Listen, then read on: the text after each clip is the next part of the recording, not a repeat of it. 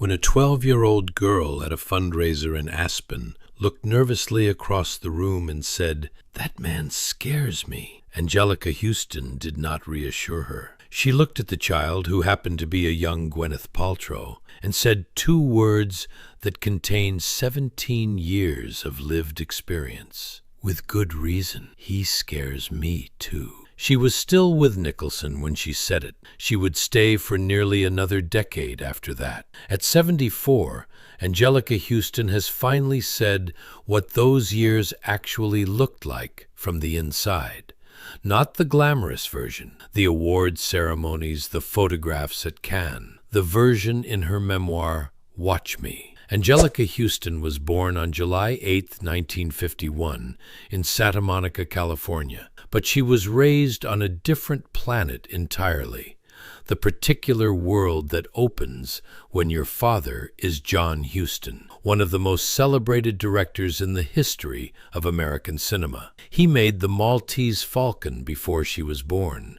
He made The African Queen, The Treasure of the Sierra Madre, Moulin Rouge. He was the kind of man who could fill any room he walked into and leave everyone in it slightly altered by the experience. He was also, by any honest assessment, a man who lived entirely according to his own compass, who had multiple marriages and affairs and children in multiple countries, and who regarded fidelity as a concept that applied to other people. Anjelica grew up watching that. She grew up knowing exactly what it looked like when a charismatic and impossible man decided the rules did not apply to him. And then she was 21 years old and had been living in California for about 2 months when her stepmother brought her to a party at Jack Nicholson's house in 1973. Nicholson was 36. He had already made 5 easy pieces,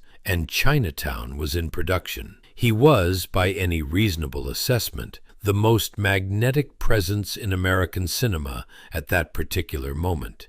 A man whose charisma operated at a frequency that was difficult to explain to anyone who had not been in a room with it. He was also, by every honest account, including his own, someone who had never organized his romantic life around the concept of fidelity. These two facts were equally true and equally visible to anyone paying attention. Anjelica Huston was paying attention. She stayed the night anyway. Their first date was canceled, not rescheduled, canceled, so that Nicholson could meet his ex-girlfriend, Michelle Phillips of the Mamas and the Papas. Huston found this out afterward. She filed it away. It would prove to be the first iteration of a pattern that repeated itself in various forms for the next 17 years. He would do something that revealed exactly who he was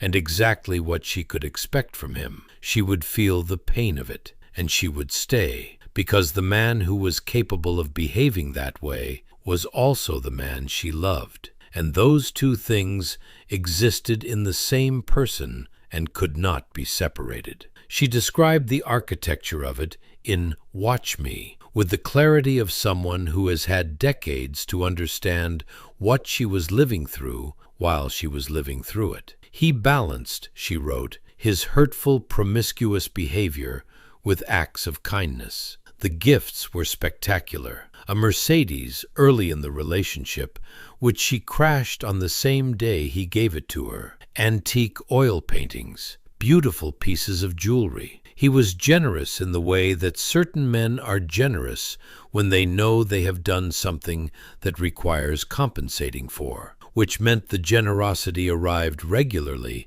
and the compensation was never quite enough. She accepted it all. She accepted it because she was in love, and she was not the first person, and will not be the last, to discover that being in love with someone does not make you immune to the specific damage they are capable of causing. The infidelities were not hidden. That was perhaps the most disorienting thing about them. A model friend confessed early on that she had slept with Nicholson just 1 week before Huston. He had never promised to be faithful. He had, in fact, never promised anything, and seemed to regard his behavior as simply how things were, rather than as a betrayal of something real. At Cannes in 1974, she watched beautiful French girls ride up on motorbikes and offer him rides. He accepted. He'd go, she told CNN. Well, why not? That's great. Bye, Toots. And off he'd go. I'd be kind of left in the dust, like, what happened? She described having to negotiate that, finding a way to carry it, developing over time what she called more of a sense of humor about it, though the humor came much later and the tears came first. There was the concert she attended with him, during which another woman sat between his legs for the entire performance. "Come on," he said when she reacted, rolling his eyes as if she were boring him. "She's just an old friend." She learned, over time, that it was his new friends she had more cause to worry about than his old ones. She found women's belongings around his house, jewelry, a jacket, items that told their own story without requiring any words from him. "Sometimes I'd take to wearing the jewelry," she wrote, "to see if anybody would come up and claim it.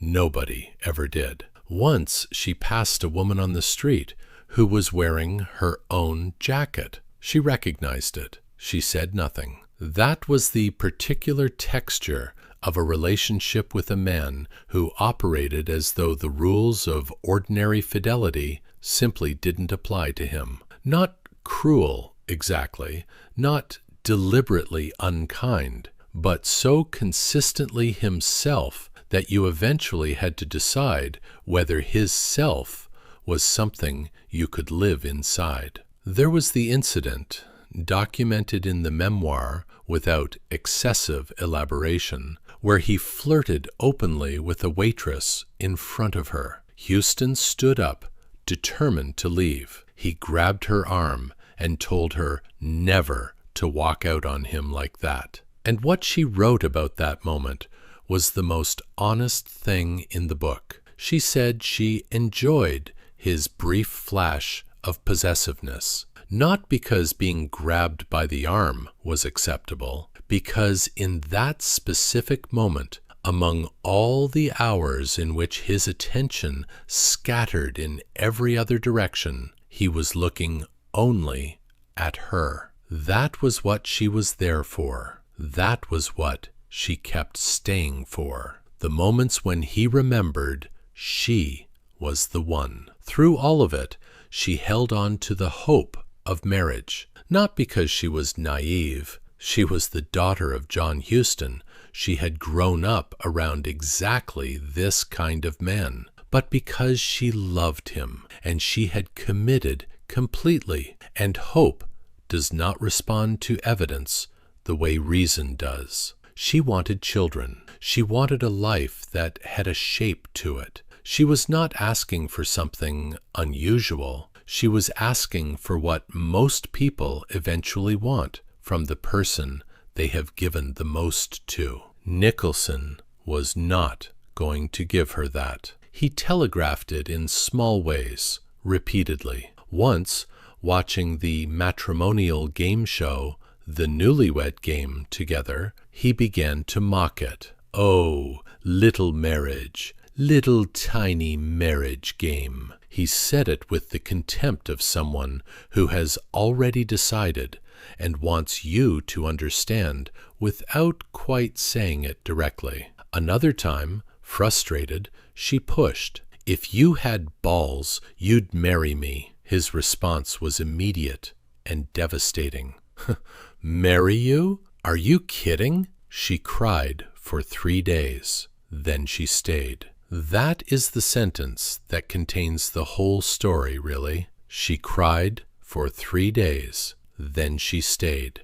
Because the alternative, a life without him, was not yet something she was ready to build. In 1985, everything changed in the most complicated possible way. John Huston, her father, the man whose talent and charisma and impossible personality had in many ways set the template for every difficult relationship in her adult life, asked her to be in his film, Prizzi's Honor. He cast her as Mayrose Prizzi, a scorned mafia daughter who engineers her revenge with cold precision. He cast Jack Nicholson as the hitman at the center. The three of them together, father, daughter, lover, making a film about loyalty, betrayal, and the price of loving people who live outside the rules. Anjelica Huston won the Academy Award for Best Supporting Actress, her first Oscar. Her father cried watching her accept it. The night she won, Jack Nicholson was in the audience beside her, the way she had been in the audience beside him in 1976 when he won his first Oscar for One Flew Over the Cuckoo's Nest. 9 years apart, they had watched each other's highest professional moments from the same seat.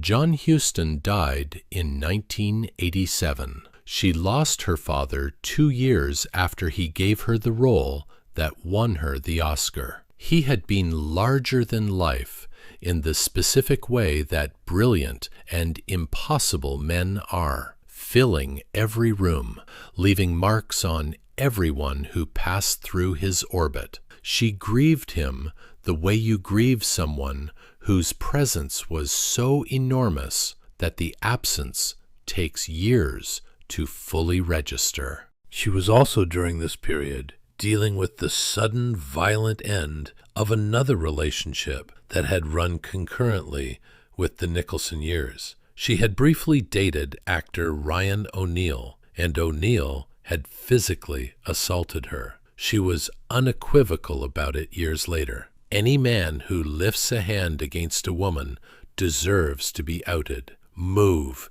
Get out. Don't stick around. Any man who lifts a hand against a woman is a coward in my book. She ended it. She did not stay. What she did with the pain, all of it, the accumulated weight of those years, was take it into rooms with cameras and give it to characters who needed it. In 1991, she became Morticia Addams, and in 1992, the Grand High Witch in The Witches, a creature of absolute malevolence, who despises children with operatic conviction. That same year, 1990, she gave another performance that belonged in the same conversation, The Grifters, alongside John Cusack, in which she played Lily Dillon with a cold precision that made audiences genuinely uncomfortable. After that, Nicholson invited her to dinner at his house. She thought perhaps that there was something he wanted to say to her. There was. Someone is going to have a baby, he told her. She was not pregnant. The someone was Rebecca Broussard, a model 12 years younger than Huston. He had been seeing her in the gaps. She was now carrying his child. Huston wrote about her reaction with the economy of someone describing something they have had to revisit many times in order to fully process. There's only room for one of us women in the picture, and I am going to retire from it. A few days later, a Playboy article appeared, quoting a young woman about a sexual encounter with Nicholson, an old article, he claimed, when she called him about it. Merely a reprint. It did not matter whether it was or wasn't. What mattered was the accumulated weight of 17 years landing on her all at once. She drove to the Paramount Pictures lot where he was filming. He was coming out of the bathroom when she attacked him. I don't think I kicked him, she wrote, but I beat him savagely about the head and shoulders. He was ducking and bending, and she was going at him like a prize fighter, raining a vast array of direct punches. He did not resist. He told her later that he was bruised all over his body. She said, "You're welcome, Jack. You deserved it." And then they laughed. It was tragic, really, she wrote. That was the word she used. Tragic. He sent her a pearl and diamond bracelet afterward with a note, "These pearls from your swine," signed I.R. Jack. The bracelet was the last gift. The note was the most honest thing he had ever sent her. She did not see him again until 1995, when Sean Penn cast them together in The Crossing Guard as an ex-married couple, which required no particular stretch of the imagination from either of them. They were awkward around each other at first. Then, on the last day of shooting, they had lunch, and Nicholson said to her something that she has described as one of her favorite comparisons. "You and me, Toots, we're like love in the time of cholera." She liked that. It was, she said, about one of her favorite subjects, hopeless, enduring love. He told her separately that she was the love of his life. She believed him. She also, by that point, understood what that meant and what it didn't mean. He had said she was the love of his life while being incapable of making her his life. Those were different things, and she had spent 17 years learning the distance between them.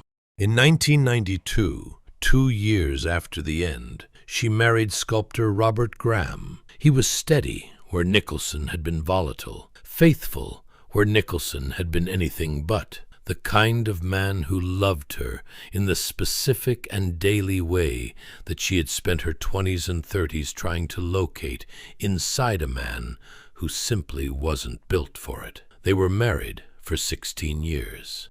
He was 70 years old when he died in 2008 after a long illness. Anjelica Huston sat with him through it. She was there at the end, and then she was alone again for the first time since before she could remember clearly, in a life that had rarely had much silence in it. She filled some of that silence with work that was, in its own way, a kind of conversation with everything she had lived. In 2001, Wes Anderson cast her as Etheline Tenenbaum in The Royal Tenenbaums, the composed, patient mother at the center of a family of brilliant, damaged people, holding it together with a dignity that required more effort than anyone around her understood. She played that woman with the authority of someone who knew exactly what sustained composure costs. She did not go back to Nicholson. He had 2 children with Rebecca Broussard. The relationship that ended with Huston ended up producing a family, and then ended too in 1994. But Huston did not cut him loose either. In 2013, when her first memoir was published, Nicholson attended the party. She said publicly, "Jack's somebody that I want in my life, not somebody she needed to forgive. Not somebody she had made peace with, somebody she wanted after everything, still." Then the Los Angeles wildfires came in January of 2025, and she was in a car with 3 dogs, 2 cats, and her housekeeper, watching the sky turn orange, and her phone rang. It was Jack. He asked if she was all right. He asked if she had somewhere to stay. Her home survived the fire, stopped 2 streets away. But in that moment of genuine emergency, the man who had canceled their first date to see another woman, who had let her cry into hotel pillows at Cannes while he rode off on a motorbike, who had told her over dinner that someone else was having his baby, that man called to ask if she was safe. "That's the bottom line with he and I," she told The Guardian. "When the chips are down, he's there."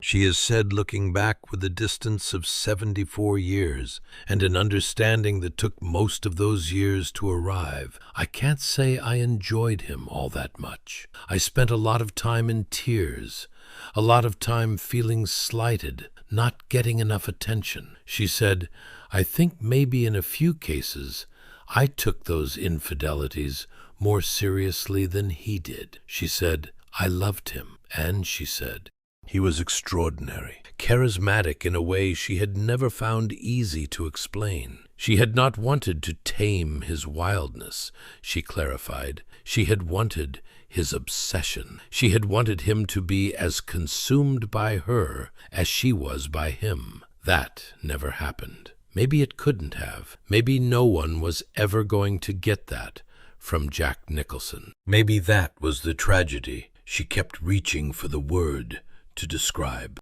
Anjelica Huston is 74 years old. She has an Oscar on a shelf. She made Morticia Addams permanent and unforgettable, the only version of that character that has ever felt genuinely supernatural, genuinely amused by the darkness, genuinely herself. She made the Grand High Witch in The Witches into something children have never quite forgotten, which is its own kind of achievement. She has worked with Woody Allen and Wes Anderson and Francis Ford Coppola and her own father. She has been married and widowed and survived a relationship that would have dismantled most people in a fraction of the time she gave it. And she has arrived after all of it at a kind of honesty that does not flinch, not about Nicholson, not about herself, not about the specific form of love that keeps you in a parking lot at Cannes, watching the man you love ride away.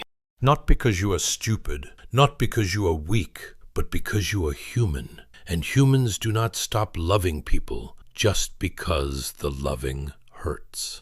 If this story stayed with you, if you have ever loved someone who was both the best and the most difficult thing in your life, leave a comment below. We read every one. And here is the question worth sitting with today. Is it possible to look back on a relationship that cost you everything and still be grateful it happened? Anjelica Huston seems to think so. Tell us what you believe. We will see you in the next one.